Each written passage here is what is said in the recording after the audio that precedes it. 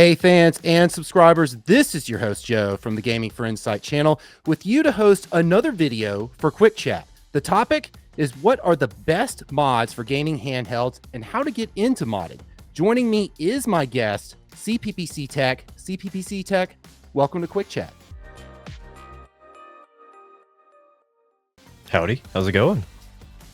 Well, I understand that you are a subject matter expert when it comes to modding. Even your mods have been featured on Gamers Nexus, which is awesome and impressive. What is a mod and what is it in the context of a gaming handheld? So basically, mods are pretty much anything that are going to add either performance, quality of life enhancements, or just add things that make you enjoy your device more, whether it's aesthetics or customizations. For example, my Ally X is pretty heavily modded. Even on day one, I ripped into this thing.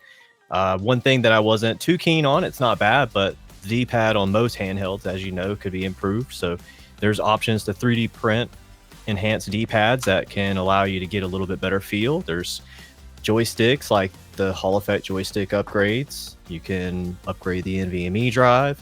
There's a lot of possibilities with handhelds. So it's always pretty much unlimited when it comes to what you want to do to your handheld, whether you want to put on, a custom backplate to be able to see the insides, or, just upgrade the storage, even joysticks. There's just so many possibilities with handhelds, and it's constantly developing. People are constantly craving new mods and figuring out what can be done and what can't.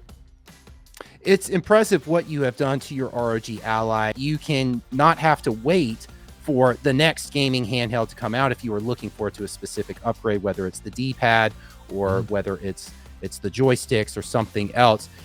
For those that are interested in modding, how does one know if modding is right for that person to get into? So if you're interested and you've heard about modding, how do you know it's right for you?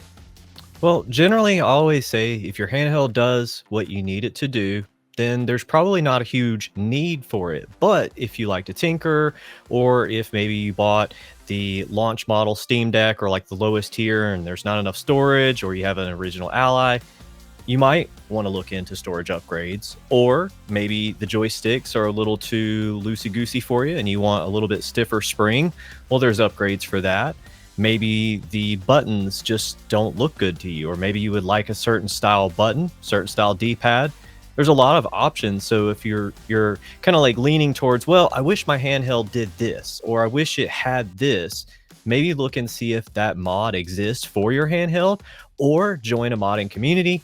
Ask the community members, and maybe somebody could create the mod, because that's where some of my ideas actually come from, is my community. They'll say, hey, I would like to do this. How do I do this? And I'll say, well, let me think on it. I'll come up with a solution. And sometimes I will come up with something that I never thought of myself. So it sounds like if you have the curiosity, you're in the right place, and it's great to approach modding for your gaming handheld to have it achieve more of what you want and what you are looking at it. But from what I'm inferring, it seems that there is some caution that you need to take. So what is the best way to prep before applying a mod if you are going to approach modding, especially a mod for the first time?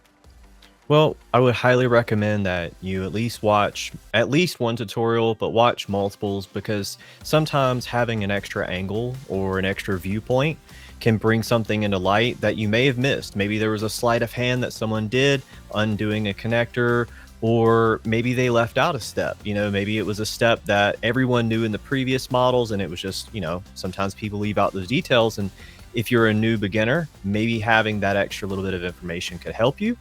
I also recommend making sure you've got the proper tools. Don't just start diving in with a drill and a hammer, of course.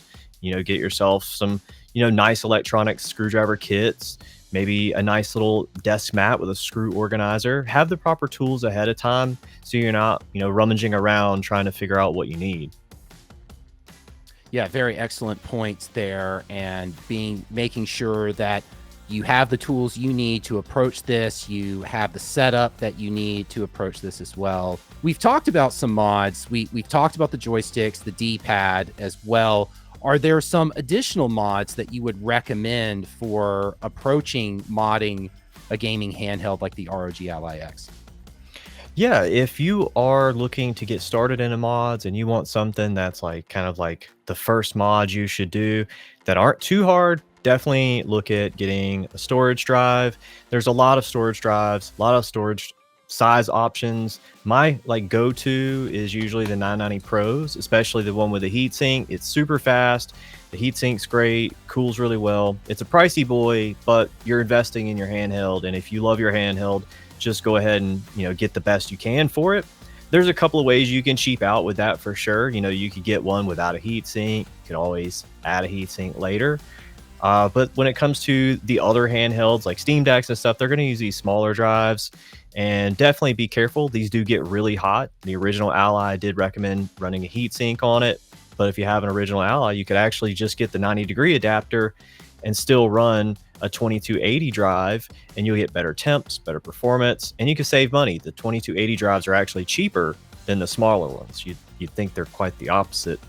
But if storage is plenty, you don't need storage, then look at doing joysticks. Or your joysticks are fine, then maybe cooling, maybe a more free-flowing backplate, or maybe if you have a Steam Deck, get the cooling plate mod. Or there's a lot of like external accessories and mods you can even 3D print. So if you wanted to 3D print something, that's something free and fun that everyone can do if you have a 3D printer.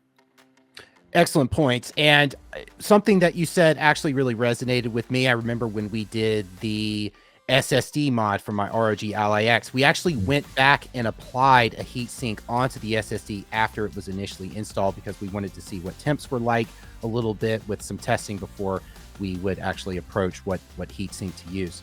Yeah. Well, CPPC Tech, thank you so much for the information and the knowledge. Thanks for joining Quick Chat. Yeah, thanks for having me. It was a pleasure.